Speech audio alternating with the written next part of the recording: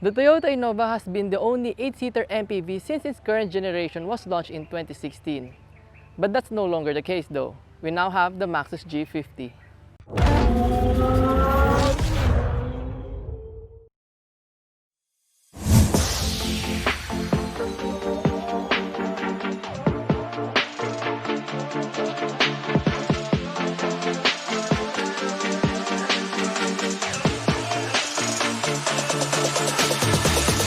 For those who aren't familiar with Maxus yet, they're built by SAIC, who is the parent company of MG, which is gaining popularity here in the Philippines. Locally, they're being distributed by AC Motors, which is under Ayala Corporation.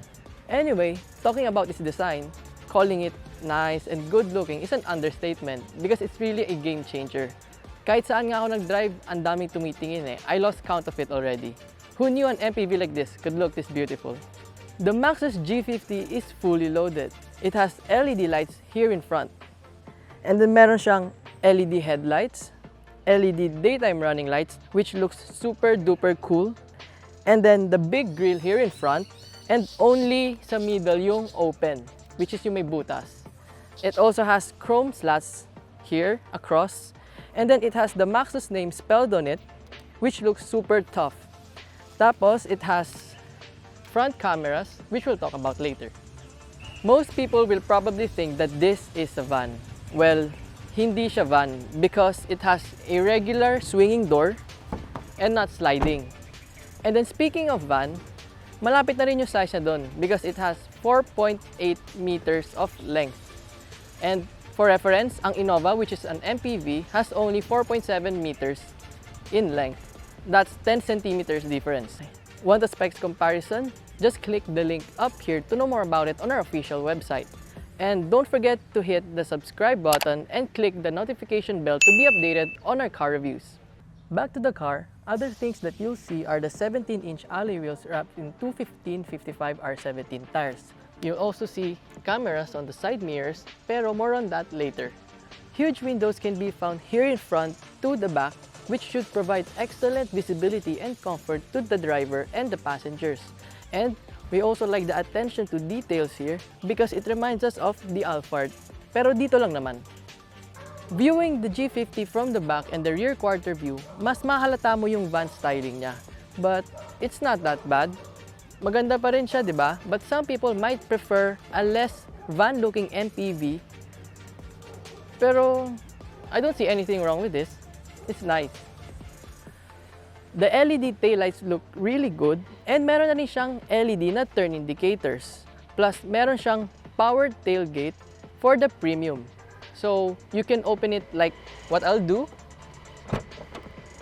or through the key fob. With the third row seats up, you can see that the space is not that big but it's decent. And then, if you want to add more space, you just push the seats down.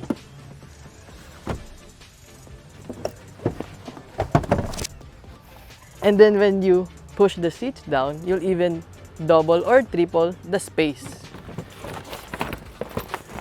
Kita nyo, kasya na lahat ng gamit to, para ka na naka-pick up, di ba? And by the way, the fourth camera can be found over here. I'm sure napansin nyo yung exterior color niya. Maxus calls it Roland Purple. But some people dito sa atin, they might call it Roland Purple. But that's okay. It's still unique. And name other cars na galing sa factory na color purple.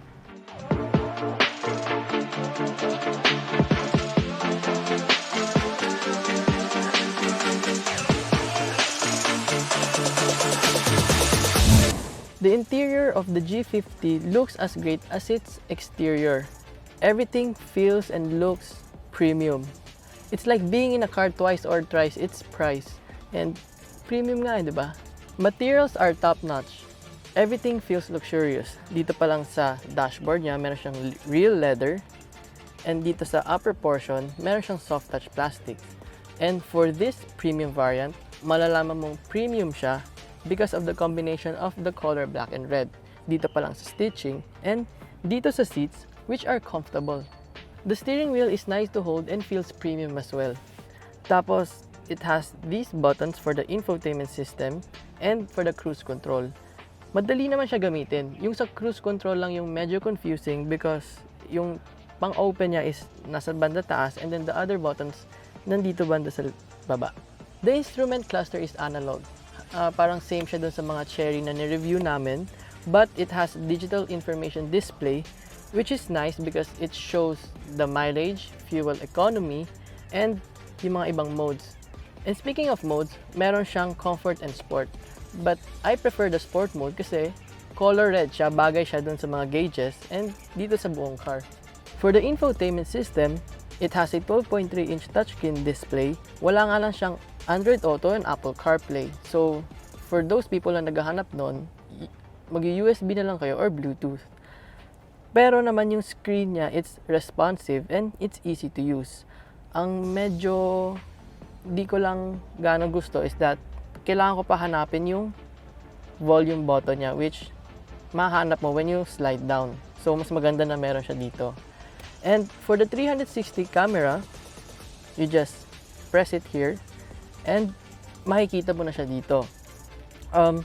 It's better sana na meron siyang switches or toggle para it's easy to access it kapag, you know, nagda-drive ka ganun. You don't need to press anymore. Kaya tayo may 4 na cameras ay for the around view monitor. Kaya lang, mas maganda na i-improve pa yung resolution ng cameras kasi may ililinaw pa siya.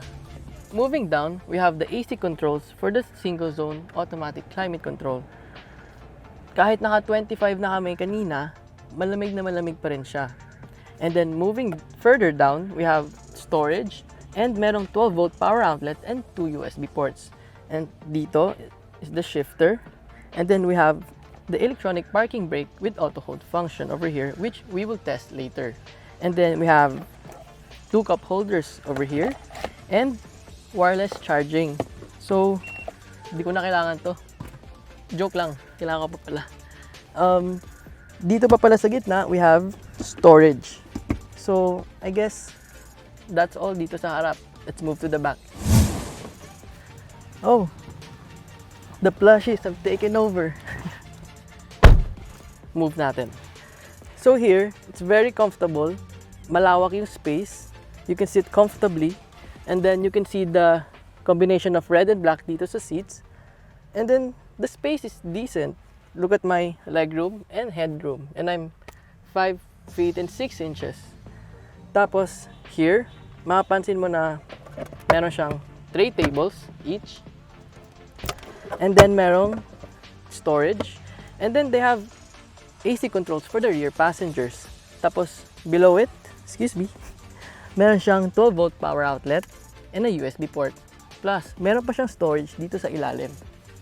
And then here in the center, it has 2 cup holders. Oh, sorry. Tapos meron din tayong dito panoramic sunroof na yung controls niya are there in front. In other markets, they have captain seats instead of this kind of seats. And I think that would be a better option. Let's check out the third row seats.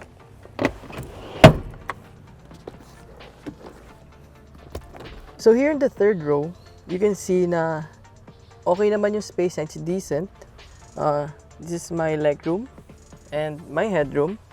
Tapos I have 2 cup holders on each side and meron dito USB port. So overall, okay naman umupo dito sa likod kasi it's quite decent yung space. And then yung seat nga lang niya, it's medyo flat. So, you know, sana magkaroon ng shape next time.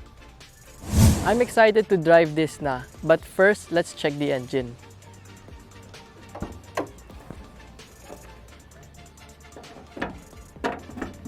So the Maxus G50 is powered by a 1.5-liter turbocharged gasoline engine. But wait, bago kayo magreklamo, remember that smaller engine means lighter weight. So this engine produces 167 horsepower and 250 Nm of torque mated to a 7-speed dual-clutch transmission. And if you notice, the engine bay is almost completely covered because it's designed that way para yung engine niya is medyo tahimik.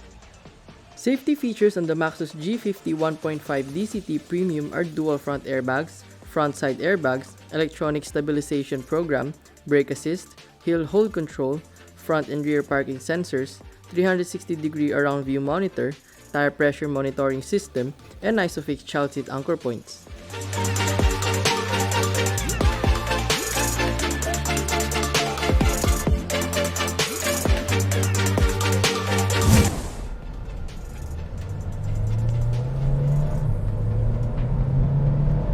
The Maxus G50 is really fast. Good impression na nga yung exterior and interior niya. Okay pa yung engine. For sure, maraming magrereklamo na hindi to diesel. Well, it's the Philippines. And being behind the wheel, I can say naman na hindi naman niya kailangan eh. The torque comes in at 1,700 RPM, which makes the car feel fast and mafe-feel mo talaga yung pull niya. And it makes this car feel like a small car sa pull pa lang niya. Okay. The steering is light and hindi siya yung hindi mo nafe-feel. Okay na okay siya, lalo na pag nasa labas ka ng city. Driving normally, smooth yung engine niya. Tapos yung transmission niya, it's also smooth with a 7-speed automatic dual clutch transmission. Usually, yung mga ganong klaseng transmission, yun yung mga malag and jerky. Pero dito, hindi siya ganun. We know that the ride quality is important for this kind of car. And it's almost the same with the Toyota. Pero pag mag-isa ka, sometimes mafe-feel mo na may tagtag siya. For the ride quality, improve naman siya dahil hindi siya body on frame. It's a monocoque. For the NVH, it's excellent. Wala kang gano'ng maririnig from the outside and from the engine. Ang yung road noise lang niya, may maririnig ka kapag nasa highway ka. For the fuel economy, pag nasa medyo standstill traffic ka sa city, I got an 8. Tapos kapag medyo less traffic naman sa city din, umaabot siya ng hanggang 12. And kapag sa highway, I got a 14 kilometers per liter, which is okay na rin. And it can still improve. Overall, even though na family MPV to, hindi mo siya mafe-feel na parang ganon kasi it's really good to drive. Here in the passenger seat, okay yung ride niya and it's comfortable. Yung space nakikita nyo, matangkad to, pero spacious pa rin sa pwesto niya. Am I right? Yeah. Diba? And then, mas mababa yung seats dito compared dun sa harap. Kaya parang mas relax yung feeling. Tapos okay yung pagka-slant nung seats. What can you say about the comfort naman dito sa likod? Well, compared to other vehicles, this one feels more luxurious and comfortable. Diba? May laban siya eh. You have your USB port. Yeah, usually other cars doesn't have even AC vents, like yung may mga chargers din and everything. Honestly, wala nang masabi about the Maxus G50, so let's make this short. Safe to say, this is the best in terms of specs, features, and value for your money. For 1,288,000 Philippine pesos, Maxus Philippines has a winner.